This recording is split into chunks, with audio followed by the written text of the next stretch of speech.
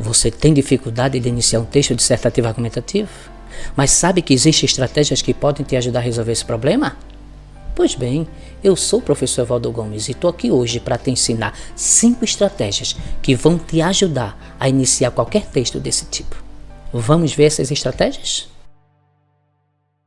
O objetivo da introdução é atrair a atenção do leitor e apresentar o tema de forma clara. Assim sendo, uma boa introdução contextualiza o tema com repertório sociocultural, ou seja, situa o tema em um contexto por meio de um repertório sociocultural. Essa contextualização é a abertura, é a primeira parte da introdução. Nela vai ser contextualizado o tema proposto. É bom lembrar aqui que repertório sociocultural é o conjunto de conhecimentos e referências que acumulamos ao longo da nossa vida. Ele é usado para contextualizar o tema, como estamos identificando aqui, e também é usado para fundamentar os argumentos.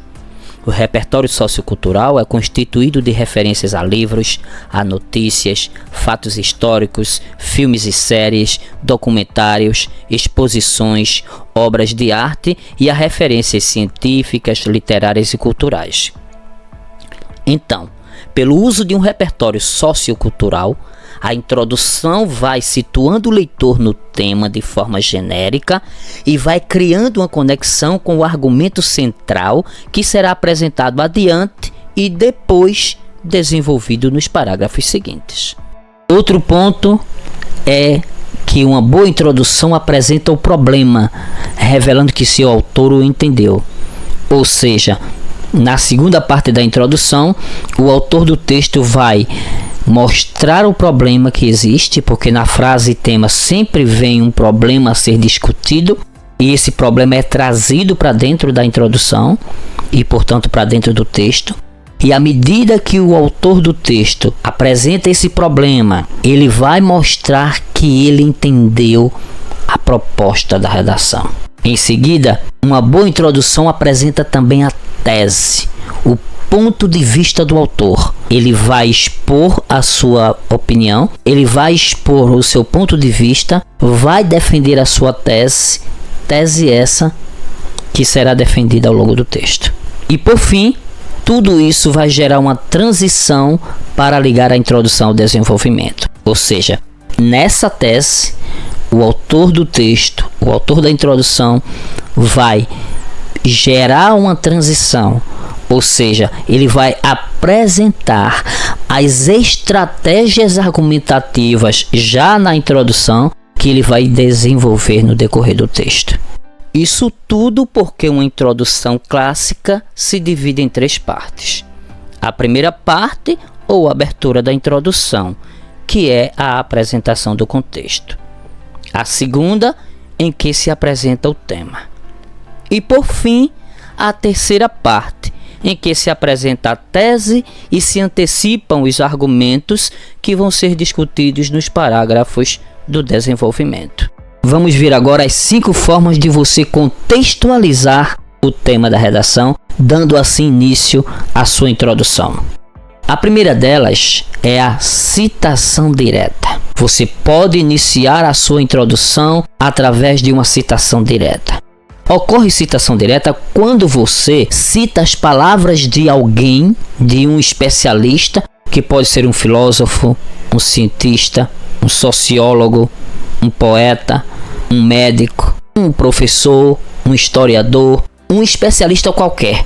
Você cita as palavras dele textualmente, ou seja, exatamente com as palavras que ele disse. Obviamente, isso só vai acontecer se você souber exatamente quais foram as palavras que a pessoa usou, que esse especialista usou. Se você não souber exatamente as palavras que ele usou, é melhor você fazer a citação de outra forma, que depois a gente vai ver. Mas na citação direta, você cita as palavras do especialista tal qual ele disse. E por isso, essa citação direta virá sempre entre aspas. Vamos ver o exemplo que eu deixei para vocês. Esse exemplo que está aí foi tirado do tema Caminhos para combater a intolerância religiosa no Brasil, que foi o tema do Enem de 2016. Vamos ver a introdução e vamos analisá-la. Conforme o pacifista indiano Mahatma Gandhi, a intolerância é em si mesma uma forma de violência e um obstáculo ao crescimento do verdadeiro espírito democrático. Aqui você nota que as palavras de Mahatma Gandhi estão entre aspas. Isso porque as palavras dele estão sendo reproduzidas textualmente, exatamente como ele disse.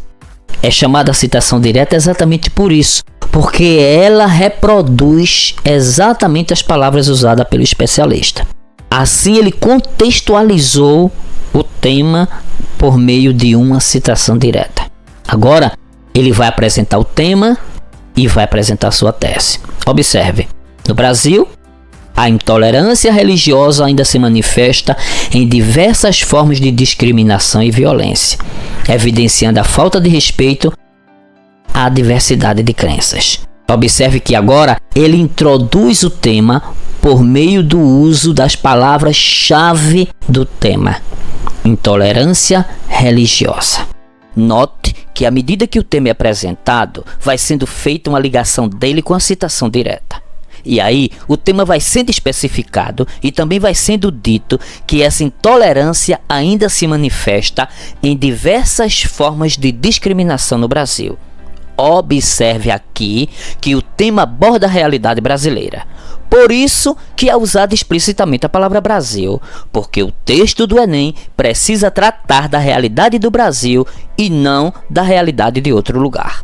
E a seguir ele vai dizer: diante desse cenário, torna-se essencial examinar as raízes desse problema e sugerir estratégias para combatê-lo.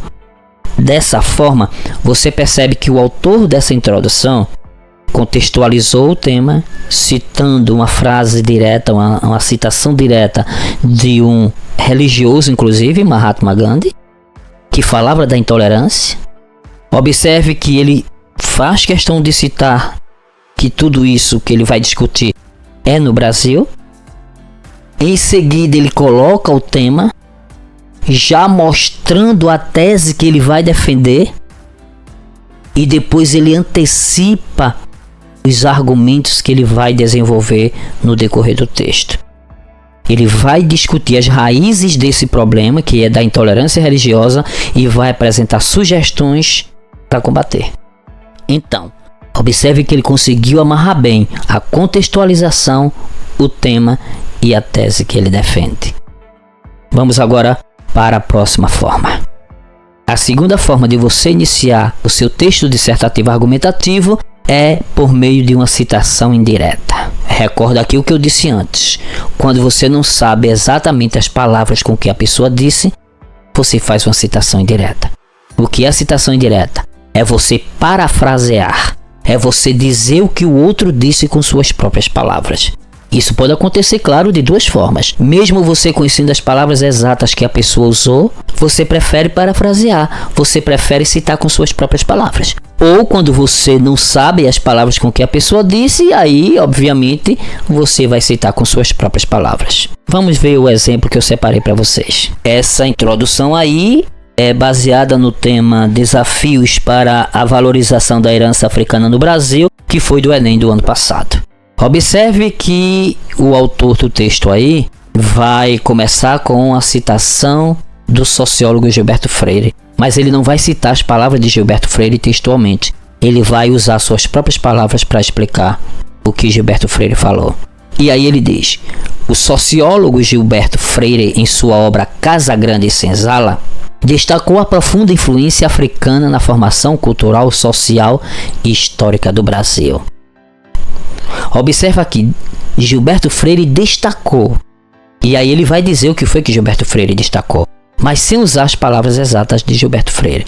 Ele faz uma paráfrase, ele diz o que Gilberto Freire falou no desenvolver de sua obra Casa Grande e Senzala, mas ele diz com suas próprias palavras. E ele já vai relacionando a fala de Gilberto Freire com o tema da redação. Destacou a profunda influência africana na formação cultural, social e histórica do Brasil.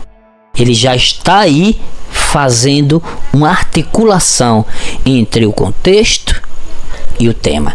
E aí ele vai entrar propriamente no tema, quando ele diz: no entanto, apesar dessa contribuição inegável, as manifestações culturais de matriz africana ainda enfrentam dificuldades para serem devidamente reconhecidas e valorizadas, sendo frequentemente ofuscadas pelo racismo estrutural e pela falta de representatividade. Ou seja, aqui ele aborda o tema e ele já vai discutindo os desafios à medida em que ele vai falando do ofuscamento pelo racismo estrutural e pela falta de representatividade. E a seguir ele apresenta a tese. Diante desse cenário, é fundamental analisar os obstáculos que impedem esse reconhecimento e buscar medidas para promover uma maior inclusão e preservação dessa identidade cultural. Qual é a tese que ele defende? A tese de que tem que se lutar pela preservação dessa cultura. E à medida em que ele apresenta tudo isso, ele vai apresentando os argumentos que ele vai desenvolver no decorrer do texto. Ele vai analisar os obstáculos que fazem esse impedimento. E vamos para a próxima forma. A terceira forma de iniciar um texto dissertativo argumentativo é por meio da alusão a um romance, a um conto, um poema, um filme, um documentário, uma minissérie ou uma série. Então você tem um leque de opções para você também iniciar a sua introdução. Vamos ver o exemplo que eu deixei aqui para vocês. Essa introdução é baseada no Enem de 2015, que teve o tema: a persistência da violência contra a mulher na sociedade brasileira. Observe.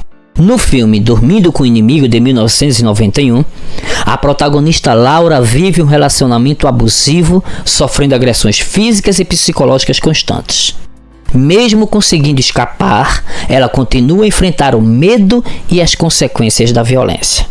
Observa aí que o autor dessa introdução vai apresentar o filme em brevíssimas palavras, vai resumi-lo e vai relacionar o filme ao tema, e a partir daí ele desenvolve.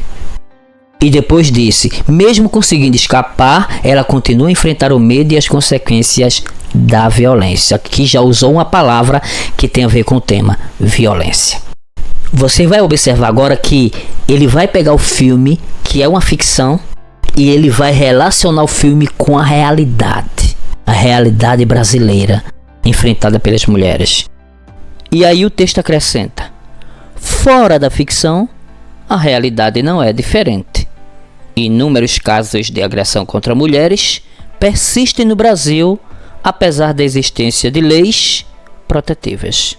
Observa aqui que ele apresenta as palavras-chave do tema. Ele fala na persistência da violência contra as mulheres.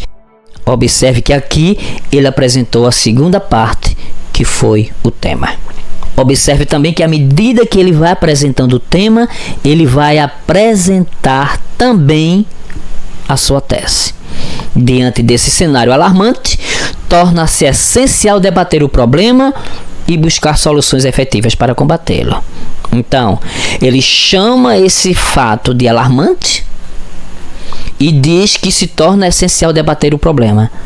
Aqui ele já vai apresentando os argumentos que ele vai desenvolver adiante. Agora nós vamos para a próxima forma. A quarta forma de iniciar uma introdução é por meio de uma alusão histórica. Fazer alusão histórica é fazer referência a algum fato histórico que tenha relação com o tema e que tenha relação com o que você vai discutir no desenvolver do texto. Fazer alusão histórica é fazer, portanto, referência a algum fato histórico. Você pode, por exemplo, fazer alusão à ditadura militar, à abolição da escravatura, ao período colonial, ao descobrimento do Brasil, ao governo de Getúlio Vargas, ao governo de Juscelino Kubitschek, à Revolução Industrial, à Revolução Francesa ou qualquer outro fato histórico. Agora, claro, se for um fato histórico geral que trate de temas da história geral, você precisa relacionar com o Brasil, porque os temas de redação do Enem, repito, são sempre temas relacionados à realidade brasileira. Vamos ver o exemplo que eu trouxe para vocês. Essa introdução se baseia no Enem de 2022, que teve como tema Desafios para a Valorização de Comunidades e Povos Tradicionais no Brasil. Observe como foi que o autor desenvolveu essa introdução aqui. A expansão da colonização nos séculos 17 e 18 submeteu as comunidades e os povos tradicionais à exploração e repressão cultural. Observe aqui que ele contextualiza o tema a partir de um fato histórico, a colonização nos séculos 17 e 18. Já vai relacionando com o tema, à medida que fala das comunidades e dos povos tradicionais e a exploração e repressão cultural que esse povo sofreu. Observe também que, mesmo citando um fato do passado, ele se sente na obrigação de atualizar esse fato, de trazer para o hoje. E tanto é que ele usa a palavra hoje.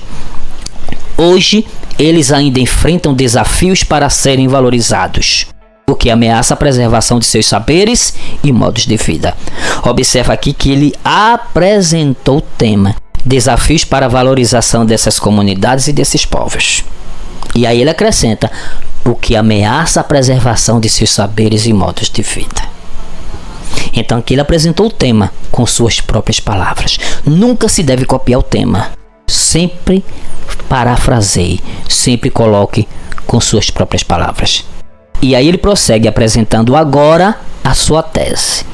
Diante disso, é fundamental discutir medidas governamentais para proteger e fortalecer essas comunidades e esses povos, incluindo demarcação de terras e políticas específicas de educação e saúde. À medida que ele vai apresentando a sua tese, que é o seu ponto de vista sobre esse caso, ele vai apresentando os argumentos que vai desenvolver nos parágrafos seguintes. O que é que ele vai discutir? Ele vai discutir medidas governamentais para proteger e fortalecer essas comunidades e esses povos, incluindo demarcação de terras e políticas específicas de educação e saúde. Esse já é o ponto de vista defendido por essa pessoa aí, e ao mesmo tempo são os argumentos que ele vai desenvolver no decorrer do texto. Vamos agora para a quinta e última forma de iniciar uma redação. Você pode iniciar a sua introdução por meio de um contraste ou de uma oposição. Esse contraste ou oposição acontece quando você contrasta duas ideias. Você apresenta duas ideias e joga uma contra a outra. Vamos para o exemplo que eu trouxe. Essa introdução aí foi produzida com base no tema Como conter o descaso com a educação brasileira. Vamos ver como essa pessoa desenvolveu essa introdução. A educação brasileira enfrenta um paradoxo gritante. Observe aqui que ele já fala em paradoxo. Paradoxo é a aproximação de ideias contrárias. E aí ele diz que a educação brasileira enfrenta esse problema. E qual é esse problema propriamente que ele vai apresentar? Vamos ver. Enquanto os professores lutam com salários baixos e falta de incentivos, os recursos financeiros são desperdiçados em investimentos desnecessários e superficiais, em detrimento da qualidade do ensino e do bem-estar dos educadores. Essa pessoa aqui contrastou a luta dos professores por valorização com o desperdício dos recursos financeiros. Esse contraste é a motivação do desenvolvimento do parágrafo. Observa aqui que o tema já está aparecendo quando ele fala na educação brasileira. E fala dos problemas, que é o descaso. O descaso com os professores e com a educação brasileira. E aí ele acrescenta a tese. É fundamental discutir as causas e consequências dessa situação, abordando tanto a necessidade de valorização dos professores, quanto a importância de um planejamento eficaz e responsável dos recursos educacionais. Ou seja, à medida em que ele vai apresentando a tese, que é discutir toda essa problemática, ele vai também apresentando os argumentos que ele vai desenvolver no seu texto. E o que é que ele pretende desenvolver? A discussão sobre as causas e as consequências desse descaso, dessa desvalorização dos professores da educação brasileira. Dessa forma, você tem agora 5 maneiras de começar a sua introdução. Aproveito o momento para pedir a você para curtir esse vídeo, se inscrever no canal e compartilhar com todas as pessoas que você conhece. Até a próxima.